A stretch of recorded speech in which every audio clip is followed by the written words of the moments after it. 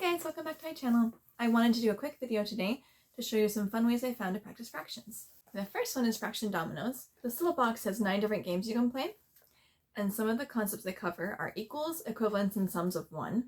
The denominators in this game are 2, 3, 4, 6, 8, and 12. It's actually fun. This is a fraction pie puzzle. It's kind of a Montessori logic type thing.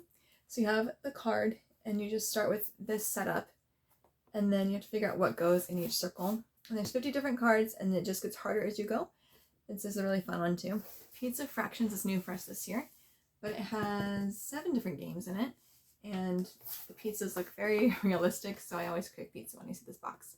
The concepts you're learning in this one are identifying and estimating fractions, matching equivalent fractions, less than or equal to 1, problem solving with multiples of fractions, problem solving with equivalencies to make a whole, practicing with equivalents, manipulating equivalent fractions, and adding and subtracting fractions. So lots of skills are covered in this one. I really like games that have multiple games inside the box. The last one is learning wrap-ups. You've probably seen these before. This particular set has addition, subtraction, multiplication, division, and fractions. Let's take a look at it. So the way these work, these are really cool.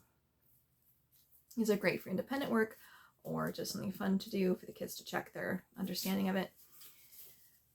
So you have to match one side to the other side.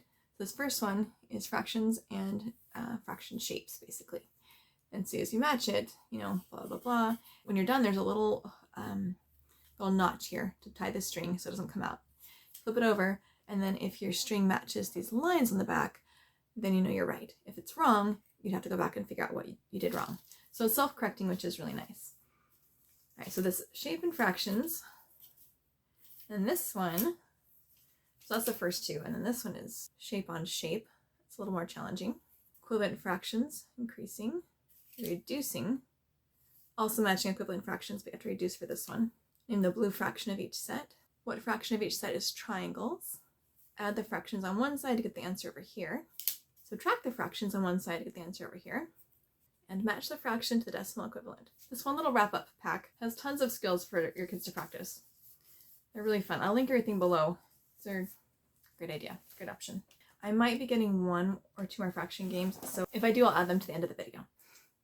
So I did end up getting 1 more fraction game. This is fraction formula, and this is really fun. So you have these test tubes, and then you draw these cards. Each card has a different fraction on it, and then the colored cylinders are different fractions as well. So as you draw the card, you have to put that fraction cylinder into the test tube. The trick is you have to stop before you get to the top.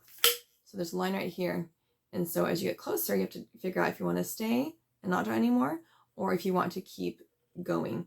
And so you do 3 rounds per game, and then the person with the most points wins. So this is really fun, really easy for all my kids to play. Now you're probably thinking, why am I having so many different kinds of games for the same concept? The reason is because each game does it a little differently. I took a lot of child development classes in college, and something that was stressed in quite a bit of them was that as you teach children a concept, the more ways you present information, the more connections they make in their brain. And then they have stronger recall and they learn the material better.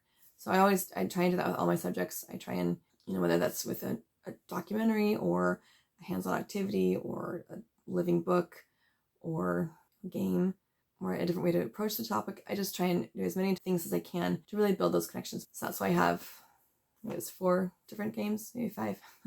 I'd have to look back at the earlier video to see how many I already did.